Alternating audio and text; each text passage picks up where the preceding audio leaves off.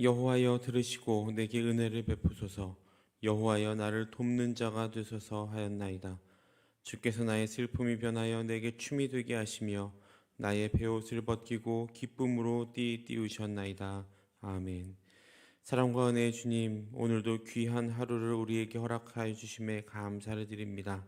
또 이 하루를 주님을 향한 말씀과 기도로 열고자 이 자리에 나와왔사오니 주님, 우리의 마음을 받아주시고 오늘 이 시간이 주님과 함께 동행하며 또 우리와 함께 하신 주님을 만나는 시간이 될 수 있도록 인도하옵소서. 감사를 드리며 이 모든 말씀 예수님의 이름으로 기도드립니다. 아멘. 찬송가 214장입니다. 찬송가 214장입니다.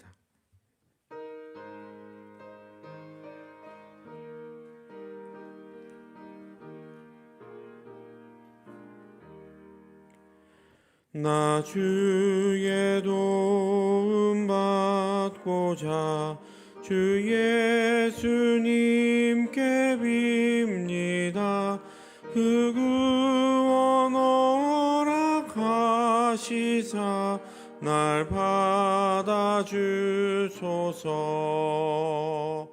내 모습 이대로 주 받아주소서. 날 위해 돌아가신 주 날 받아주소서.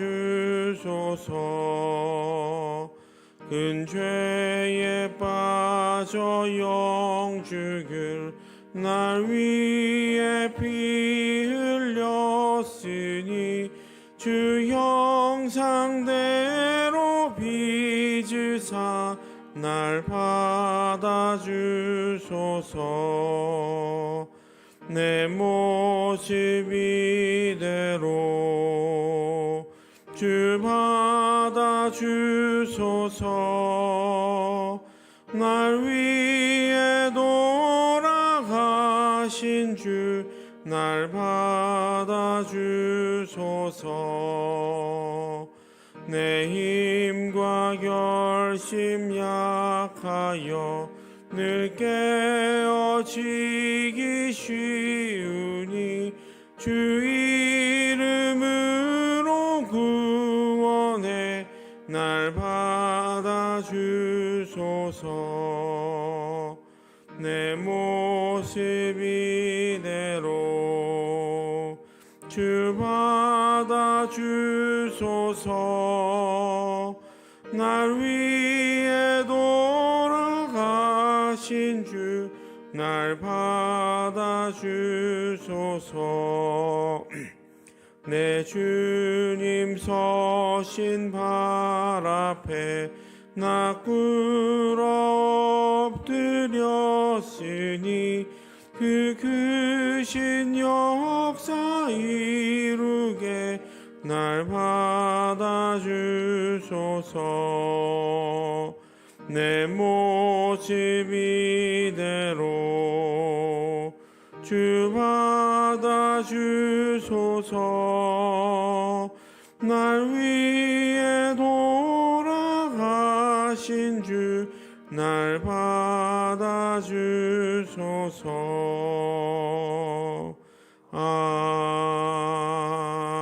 아멘.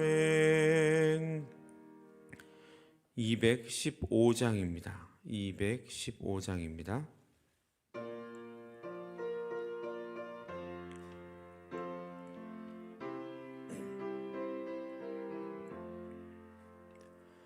내 죄 속해 주신 주께 힘과 정성 다하니 나의 온갖 언행 심사 주를 위한 것일세. 내게 있는 모든 것을 주를 위해 바치리. 내게 있는 모든 것을 주를 위해 바치리. 나의 손과 발을 들여 주의 명령 행하고 오직 주만 바라보며 주만 찬양하겠네. 항상 주를 찬송하며 이 몸 바치오리다. 항상 주를 찬송하며 이 몸 바치오리다. 내가 주를 바라보니 나의 영혼 밝아져 십자가를 지신 주만 항상 바라봅니다. 십자가를 바라보며 주만 따라가리라. 십자가를 바라보며 주만 따라가리라. 신기하고 놀라워라. 영광스러운 왕의 왕 나를 친구 삼아 주사 편히 쉬게 하시네. 주의 날개 보 아래 영원한 식 얻겠네. 주의 날개 보 아래 영원한 식 얻겠네. 아멘. 오늘 함께 나눌 말씀은 사무엘하 19장 31절부터 39절까지의 말씀입니다. 사무엘하 19장 31절에서 39절, 제가 가진 성경으로 496페이지에 있습니다. 사무엘하 19장 31절부터 39절까지의 말씀을 함께 읽겠습니다. 길르앗 사람 바르실레가 왕이 요단을 건너가게 하려고 로글림에서 내려와 함께 요단에 이르니 바르실레는 매우 늙어 나이가 80세라. 그는 큰 부자이므로 왕이 마하나임에 머물 때에 그가 왕을 공궤하였더라. 왕이 바르실레에게 이르되 너는 나와 함께 건너가자. 예루살렘에서 내가 너를 공궤하리라. 바르실레가 왕께 아뢰되 내 생명의 날이 얼마나 있겠사옵나이까. 어찌 왕과 함께 예루살렘으로 올라가리이까. 내 나이가 이제 80세라. 어떻게 좋고 흉한 것을 분간할 수 있사오며 음식의 맛을 알 수 있사오리이까. 이 종이 어떻게 다시 노래하는 남자나 여인의 소리를 알아들을 수 있사오리이까. 어찌하여 종이 내 주왕께 아직도 누를 끼치리이까. 당신은 종 왕을 모시고 요단을 건너려는 것뿐이거늘 왕께서 어찌하여 이 같은 상으로 내게 갚으려 하시나이까. 청하건대 당신의 종을 돌려보내옵소서. 내가 내 고향 부모의 묘 곁에서 죽으려 하나이다. 그러나 왕의 종 김함이 여기 있사오니 청하건대 그가 내 주 왕과 함께 건너가게 하시옵고 왕의 처분대로 그에게 베푸소서 하니라. 왕이 대답하되 김함이 나와 함께 건너가리니 나는 내가 좋아하는 대로 그에게 베풀겠고 또 내가 내게 구하는 것은 다 너를 위하여 시행하리라 하니라. 백성이 다 요단을 건너매 왕도 건너가서 왕이 바르실레에게 입을 맞추고 그에게 복을 비니 그가 자기 곳으로 돌아가니라. 아멘. 할렐루야. 하루의 첫 시간을 말씀과 기도로 여시고자 이 자리에 그리고 영상으로 함께 하시는 모든 성도님들을 주님의 이름으로 환영하고 축복합니다. 오늘도 새롭게 우리에게 부어지는 하나님의 그 놀라운 사랑과 은혜가 오늘을 살아가는 우리에게 큰 힘이 되어서 세상에서 하나님의 빛과 소금의 역할을 충실히 감당하시는 여러분들 되시기를 간절히 소망합니다. 오늘 본문은 다윗이 예루살렘으로 올라갈 때 길르앗 사람 바르실레와 나눈 대화를 다루고 있습니다. 사랑하는 아들 압살롬의 반란으로 다윗은 마하나임까지 도망쳤습니다. 아들 때문에, 아들의 눈을 피해 도망가야 했던 다윗의 마음은 어땠을까요? 매우 수치스럽고 또 비참했을 겁니다. 그렇게 몸과 마음이 심히 지쳐서 아무 소망이 없어 보일 때 바르실레와 이 친구들은 다윗에게 침상과 그릇과 먹을 양식을 가져다 주었습니다.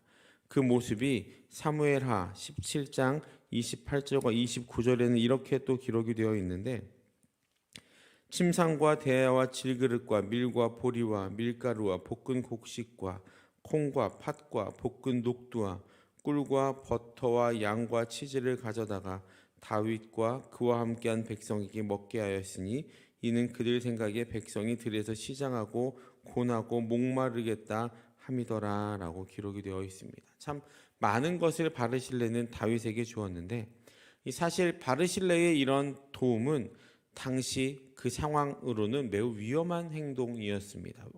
어쩌면 자신의 목숨을 걸고 해야 하는 행동이었을 수도 있었으니 말입니다. 그 이유는 당시 다윗의 상황 때문이었습니다. 우리가 알고 있듯이 다윗은 지금 아들 압살롬의 반역으로 인해서 왕궁에서 쫓겨나서 도망하는 신세였습니다. 만약 압살롬이 자신의 계획대로 승리하여 다윗을 죽이고 아니면 다윗을 왕권에서 쫓아내고 자신이 왕권을 차지했다면 바르실레는 다윗을 도왔다는 이유로 자신의 모든 재산도 빼앗기고 고난과 핍박, 어쩌면 생명의 위협까지도 받을 수 있는 그런 상황이었습니다. 또 반대로 만약 다윗에게 완전한 승리가 예정되어 있었다면, 그럴 상황으로 보였다면 바르실레의 오늘 이 도움은 자신의 안위를 위해서, 요즘 말로 하면 줄을 서고 있는 것으로도 볼 수 있습니다. 하지만 우리가 성경에서 보았지만 다윗의 상황은 지금 누가 보아도 완전한 궁지에 몰린 상태였습니다.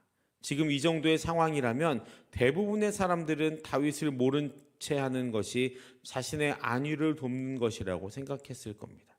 모르긴 몰라도 이 당시 궁에 있었던 다윗의 신하들 중에 많은 사람들도 다윗이 그렇게 압살롬에 의해서 쫓겨나고 도망자 신세가 되었을 때 다윗과의 관계를 지워버리려고 했던 사람들도 있었을 겁니다. 요즘 말로 하면 다윗을 손절하는 사람들도 많았을 겁니다. 즉 다윗의 당시 상황 속에서 바르실레가 다윗을 도왔다는 것은 참 어려운 일이었습니다. 하지만 바르실레는 다윗의 그런 상황 가운데에서도 다윗을 도왔습니다. 다시 말해서 바르실레의 이 도움은 어떤 치밀한 계산이 깔려 있는 그런 마음을 가지고 다윗을 도왔다라고 볼 수 없다라는 말입니다.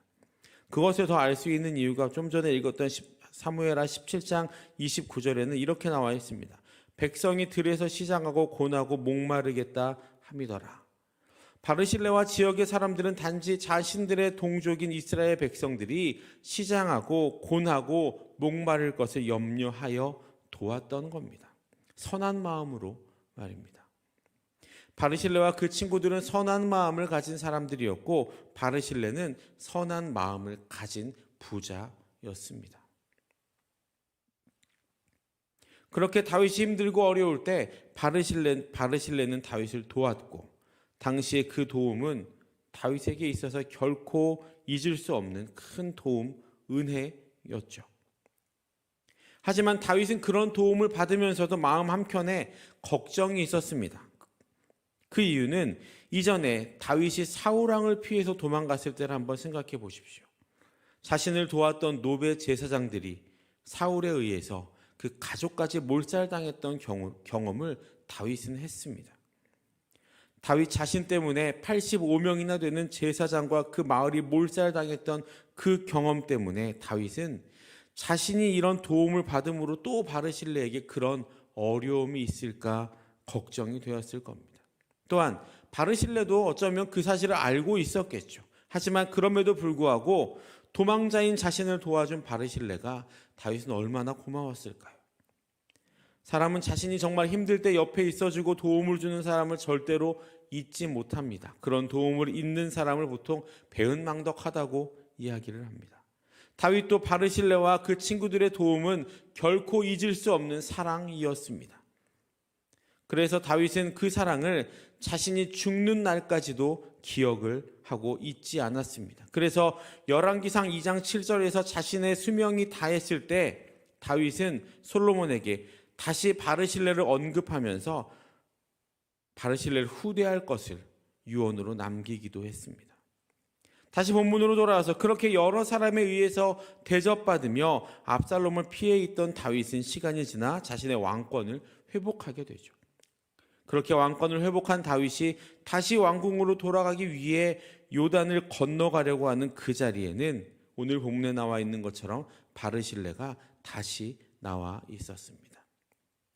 다윗은 자신을 위해 했던 일들을 잊지 않고 함께 요단을 건너가서 예루살렘으로 가자고 바르실레에게 이야기를 했습니다. 자신이 어려울 때 자신을 공교했던 것처럼 이제는 나이가 많은 바르실레를 자신이 공교하겠다라고 말입니다. 여러분, 왕의 초청입니다. 한 지방의 유력자에게 지금 이 기회는 왕의 옆에 앉을 수 있는 기회, 신분 상승의 기회, 한 지방의 유력자에서 어쩌면 한 나라의 유력자의 가문이 될 수 있는 그런 놀라운 기회가 지금 바르실레 앞에 왔다라는 겁니다. 대부분의 사람들이라면 이런 기회를 놓치지 않을 겁니다.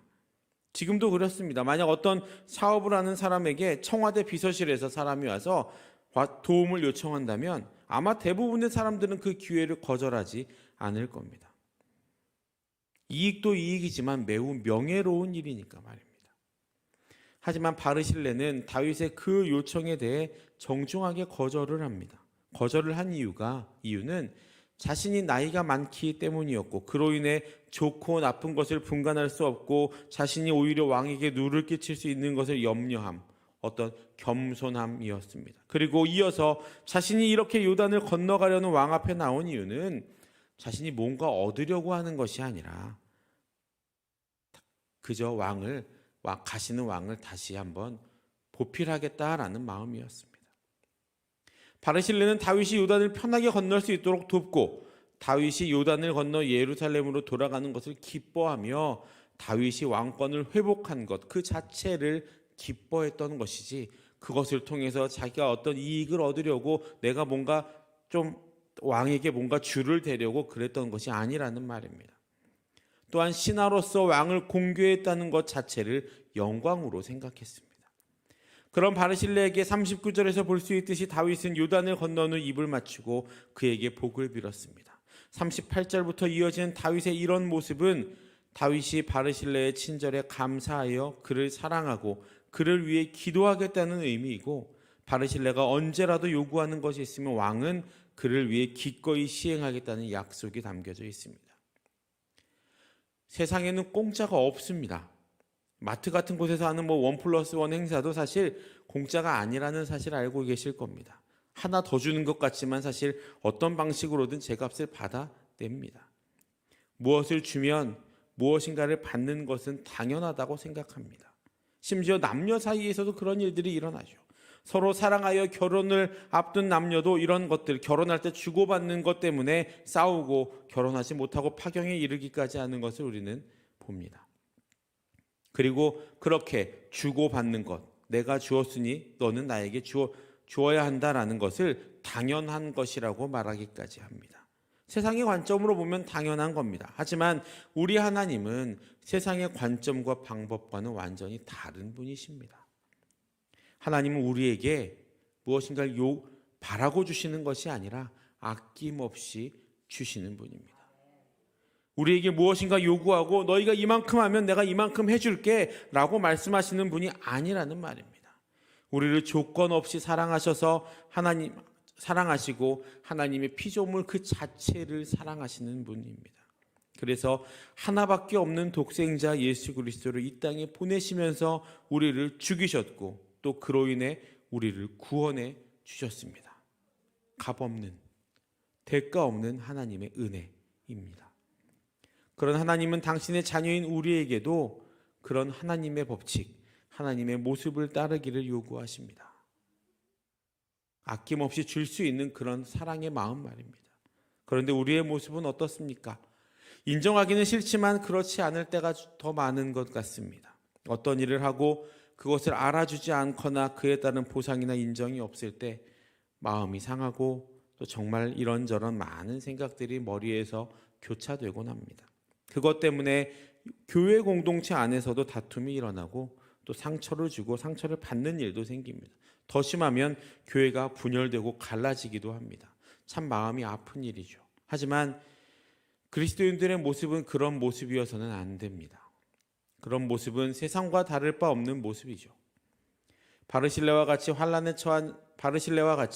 이 환난에 처한 사람을 용기 있게 돕고 그 도움이 자신에게 어떤 영향이 있을지라도 환난에 처한 사람을 용기 있게 돕고 어떤 보상도 바라지 않는 것, 그것이 우리 그리스도인들의 모습이고 그것이 예수님의 교훈대로 행동하는 삶이며 하나님이 기뻐하시는 모습인 줄로 믿습니다.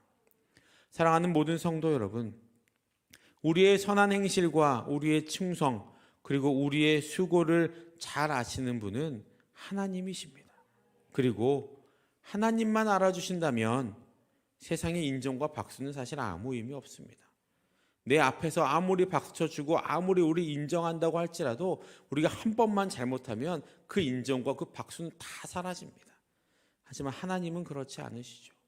아무도 알아주지 않더라도 우리가 조그만 일이라도 하나님께 봉사하고 하나님께 헌신하면 하나님은 우리가 조금 잘못한 것이 있을지라도 언제나 격려해 주시고 언제나 안아주시고 언제나 박수 쳐주시는 분이 우리 하나님이십니다.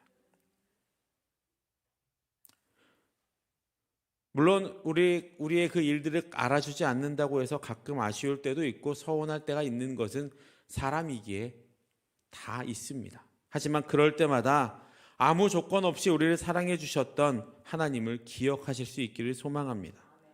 순전한 마음으로 헌신하며 사랑을 베푸는 것이 진정한 도움이고 그것이 내가 행복할 수 있는 길입니다. 예수님도 파송하는 제자들에게 뭐라고 말씀하십니까? 들어갈 때 평안을 빌라라고 이야기하셨죠. 그리고 그 평안이 그들에게 임하지 않을 때 그 평안은 우리에게 임할 것이다 라고 이야기하셨습니다. 우리는 그저 평안을 외치고 사랑을 하기만 하면 됩니다. 그 사람이 받든 받지 않든 받지 않으면 그것이 우리에게로 돌아온다고 하나님은 분명히 약속해 주셨습니다.